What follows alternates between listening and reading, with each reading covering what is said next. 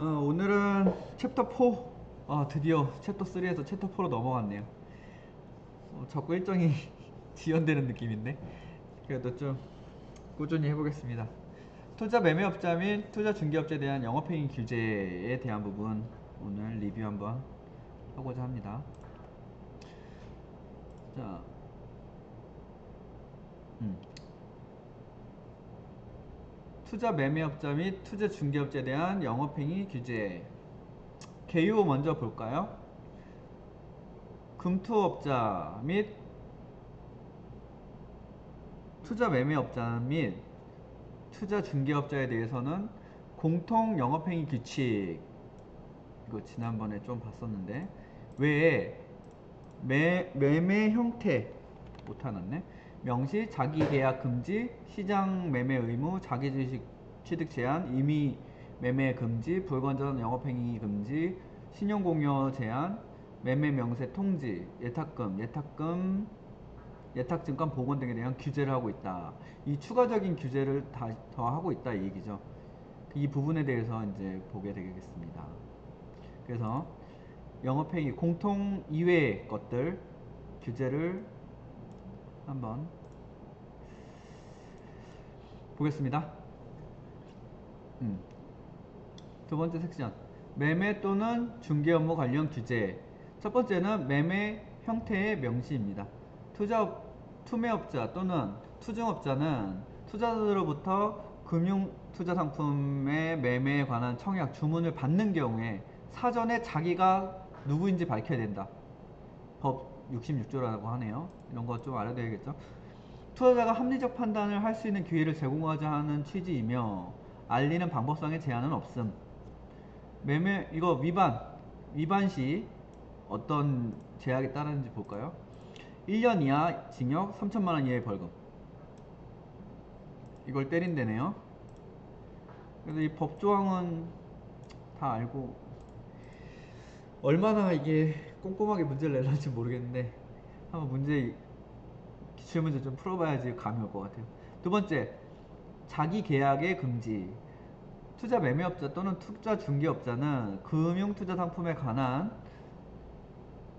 같은 매매에 있어서 자신이 본인이 됨과 동시에 상대방의 투자 중개업자가 될 수 없음.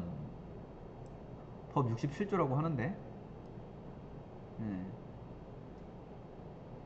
이게 어떤 건지 좀 보겠습니다. 자, 이거 예외 부분은 좀 봐둬야겠죠. 증권 시장 또는 파생상품 시장을 통하여 매매가 이루어지도록 하는 경우, 그 밖에 투자자 보호 및 건전한 거래짓을 우려할 수가 없는 경우 대통령령으로 정한다. 이거 여기 예외 사항 거의 다 대통령령인데 이 대통령령으로 정한 것, 투매업자 또는 투중업자가 판매하는 지표투자증권을 매수하는 경우, 그다음 투자 매매업자 또는 투자 중개업자가 다자간 매매 체결 회사를 통해서 매매가 이루어지는 경우, 종합금융투자 사업자가 금융투자 상품 외에 장외 매매가 이루어지도록 하는 경우, 그 밖에 금융위가 정하여 고시하는 경우, 요 네 가지는 예외로 한다. 그래서 여기 좀 자세히 풀어놨는데 매매를 위탁받은 투자중개업자가 고객의 대리인이 됨과 동시에 그 거래 상대방이 될 수 없음을 의미.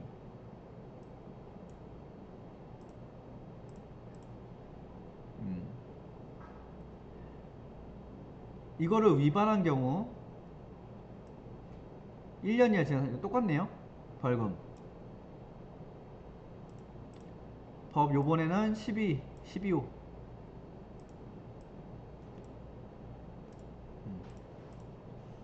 그 다음 최선 집행의 의무. 최선의 거래 조건으로 집행하기 위한 기준을 마련하고 이를 공포하여야 함. 이거 하라네요. 자, 적용이 안 되는 거래. 이런 것도 너무 많아.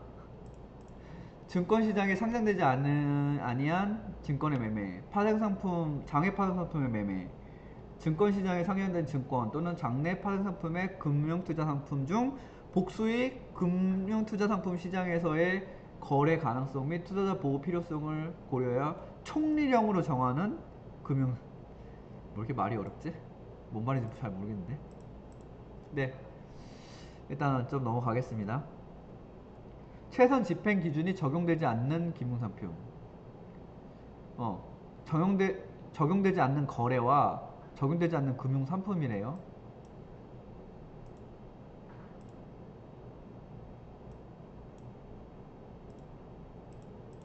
세무증권, 지분증권, 수익증권, 투자계약증권, 파생결합증권, 증권, 예탁권증권, 장내 파생상품.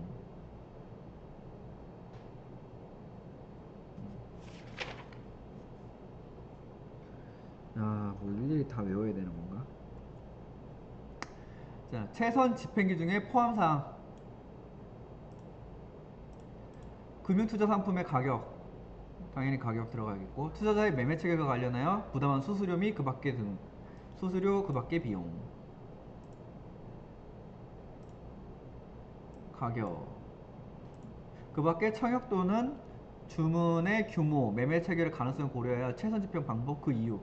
최선 집행 방법과 그 이유 어떻게 할 것인지.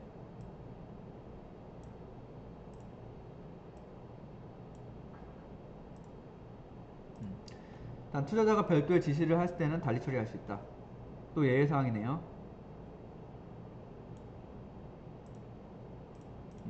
3개월마다 최선 집행 기준 내용을 점검. 3개월 이런 거는 뭐.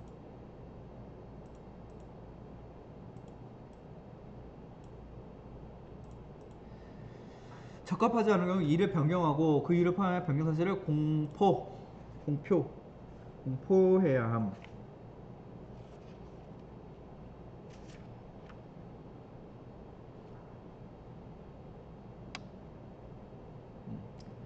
본점 및 본점과 지점 그 밖의 영업소에 게시하거나 비치하여야 열람을 제공하는 방법, 아니면 인터넷 홈페이지 공시, 이 두 가지로 공표를 해야 된다고 하니까. 단 청약 또는 주문을 받는 경우 미리 문서나 전자문서 팩스로 표시나 설명서를 투자자에게 교부하여야 함.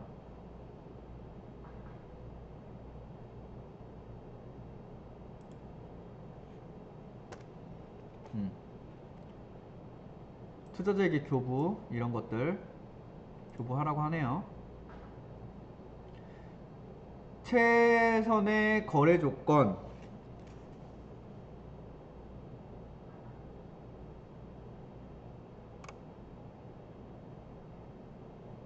최선의 거래 조건에 관하여 필요한 내용은 대통령령으로 정한다. 대통령령. 자, 4번. 자기 주식의 예외적 취득을 허용하는 건 법 제69조고요. 어떤 내용일까요? 투매업자는 투자자로부터 그 투매업자가 발행한 자기 주식으로서 증권시장의 매매 수량 단위 미만의 주식에 대하여 매도 청약을 받은 경우에는 이를 증권시장 밖에서 취득할 수 있음.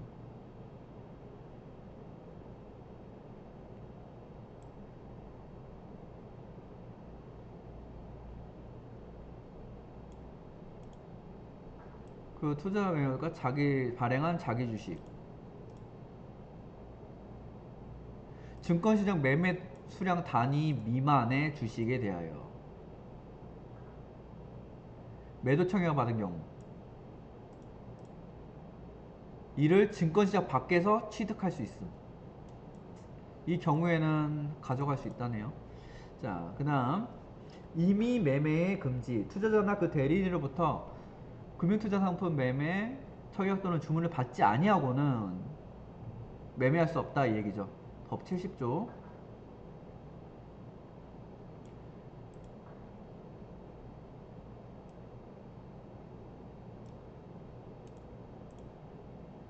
매매할 수 없음. 임의 매매를 한 경우에는 5년 이하의 징역, 2억 원 이하의 벌금에 처음. 좀 셉니다.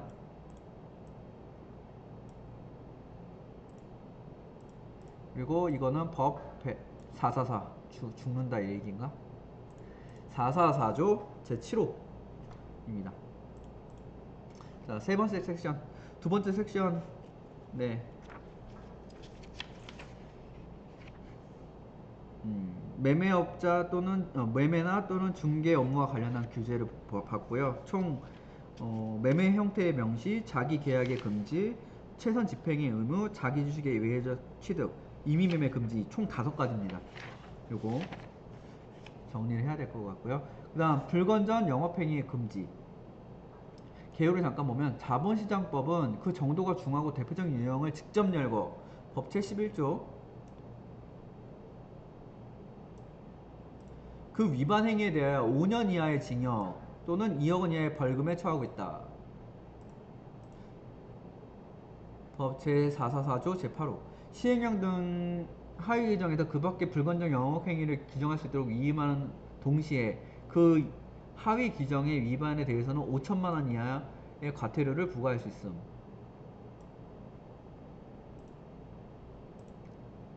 법 449 제29조 하위 규정에 관련돼서 불건전 영업행위에 관련된 거죠. 이건 아까는 그냥 규제고 이거는 불건전 영업행위에 관련된 겁니다. 자, 불건전 영업행위에 뭐가 있냐?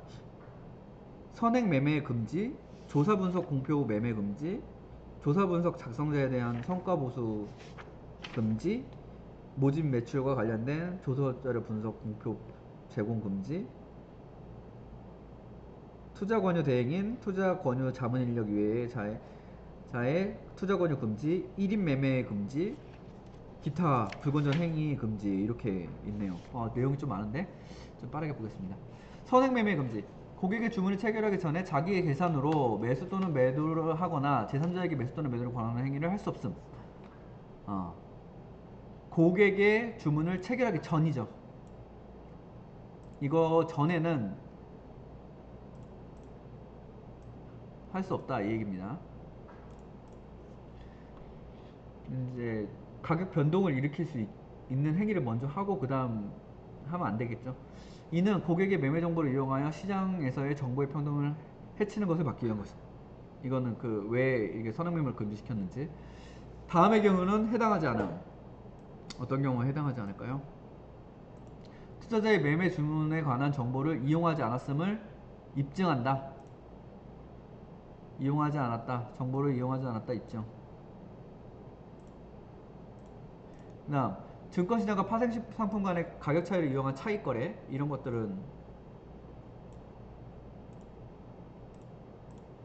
선물옵션과 뭐 실제 주식 간의 이런 가격 차이 이런 그 밖에 이에 준하는 거래로서 투자 정보를 의도적으로 이용하지 않았다는 사실이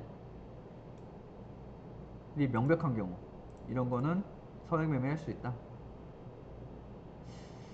자, 선행매매 할 수 있다? 말이 좀 이상하네. 여튼 그 다음 조사 분석 자료 공표 후 매매 금지. 이게 어떤 부분이냐면 특정 금융상품 투자금융상품에 대한 주장이나 예측을 담고 있는 자료를 가치에 대한 특정 금융 자료 이게 핵심이죠. 이걸 어떻게 이용하냐.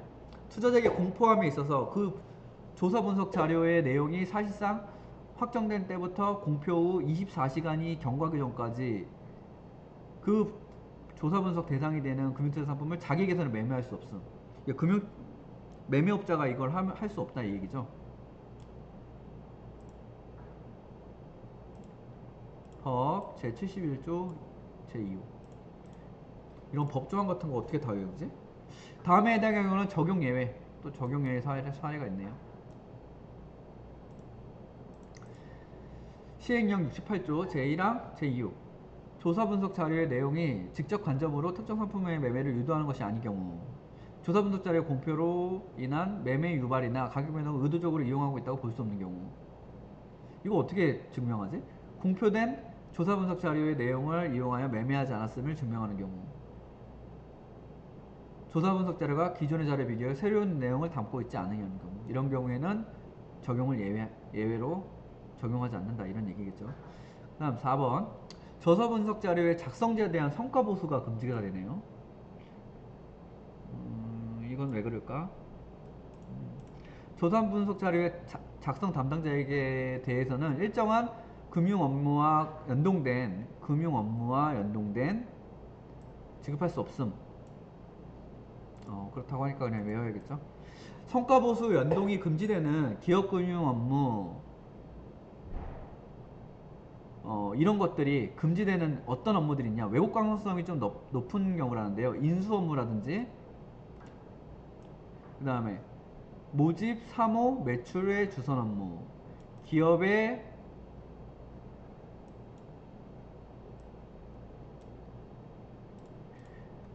인수 및 합병, 이런 정보들은 미리 이거를 조사 분석 자료 작성자가 그 기업에 좀 유리하게, 아니면 특정인을 좀 유리하게 조사 분석 자료를 쓸 수 있어서 그런 건지, 하여튼 성과 보수는 금지가 된다고 하네요. 기업 인수 합병, 겸연 이런 것들, 프로젝트 자문, 주선 업무 자문 이런 거. 다음 5번, 모집 매출과 관련된 조사 분석 자료 공표 제공을 금지한다. 주권 등 일정한 증권의 모집 또는 매출과 관련된 계약을 체결한 날부터 그 증권이 최초로 증권시장에 상장된 후 40일 이내에 그 증권에 대한 조사 분석 자료를 공표하거나 특정을 제공할 수 없네요. 이 40일 이내가 중요하겠죠. 이거 지나고 난 다음에 상관없으니까. 법 제71조 4호에 관련된 사항입니다. 대상 증권에 대해서는 어떤 것들이 있냐. 주권, 전환사채, 신주, 인수권, 부사채, 교환사채 법, 이런 거에 관련돼서는 이제 모집 매출과 관련된 거를 공표하는데 40일 이내에는 할 수 없다, 이런 얘기겠죠. 투자 권유 대행인 투자 자문 인력 외자의 투자 권유 금지, 뭐 이거는 법으로 되어 있네요. 71조 5호, 투자 권유 대행인은 자기 직원이 아는 자로서 금융투자업자가 투자 권유를 위탁하는 자를 말하며, 투자 자문 인력은 금융투자업자의 직원 중 자문 인력을 말합니다. 그래서 투자 권유 대행인은 그 회사에서 직원이 아닌 경우에도 할 수 있죠. 외부인도. 예, 자격증만 취득하거나 그러면. 투자 1인 매매의 금지. 투매업자 또는 투자 중개업자는 1인 매매를 할 수 없답니다. 자, 투자 1임업의 형태로 하는 경우와 법 제7조 4항에서 예외적으로 투자 1임업으로 보지 않는 경우는 적용을 하지 않는데, 그러니까 따로 있죠. 투자 1임업이 일반적으로. 그런데 이거 투자 중개업자가 투자 매매를 받아 이를 처리하는 과정에서 금융상품에 대한 투자 판단에 전부 또는 일부를 1인 받을 필요가 있는 일정한 경우에 투자 1임업으로는 또 보지 않는 예외가 있네요.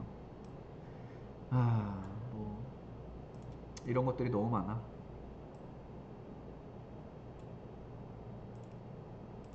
상황에 따라서 뭐 달리 해석할 수 있는 그런 것들이 많으니까.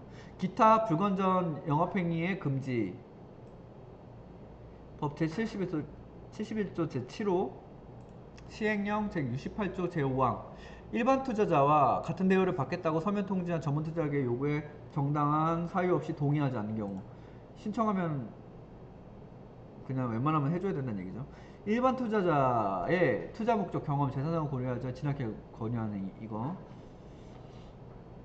다음에 해당하는 일반 투자자를 대상으로 시행령 또는 사모에 따른 금융상품을 판매하는 경우, 판매 과정을 녹취하지 아니하거나 녹취된 파일을 투자자 요청에도 불구하고 제공하지 않는 행위, 이런 것들은 안 된다는 얘기고. 그 다음 법 제46조 제2항, 법 제46조 2의 제1항에 따라 일반 투자자의 정보를 파악한 결과 녹취 대상 상품이 적합하지 아니하다고 판단하는 자, 그 다음에 70세 이상의 사람에 대해서는 요거를 꼭 지켜줘야 된다, 이 얘기죠. 투자자 또는 거래 상대방 등에게 업무와 관련하여 금위가 정하는 고지의 기준을 위반하여 전사형의 이익을 제공하거나 제공받는 행위,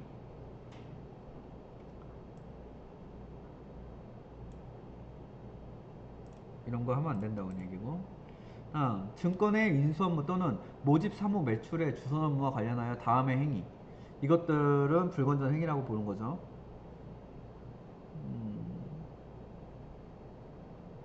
이 부분은 한번 쭉 읽고 외워 주셔야 될 것 같습니다. 다음, 금융투자 상품의 가치에 대한 중대한 영향을 미치는 사항을 미리 알고 있으면서 이를 투자자에게 알리지 아니하고 해당 금융상품의 매수 또는 매도를 권유하여 매도하거나 하게 하는 행위죠. 이런 행위 하면 안 되는 얘기고, 투자자가 법 174조 미공개 중요정보 이용행위의 금지, 법 제76조 시세 조정 등의 금지, 제 178조 부정행위 거래 금지를 위반하여 매매 그 밖의 거래를 하려는 것을 알고 그 매매 그 밖의 거래를 위탁받는 행위, 이런 것들 다 불건전 영업행위에 들어간다는 얘기고.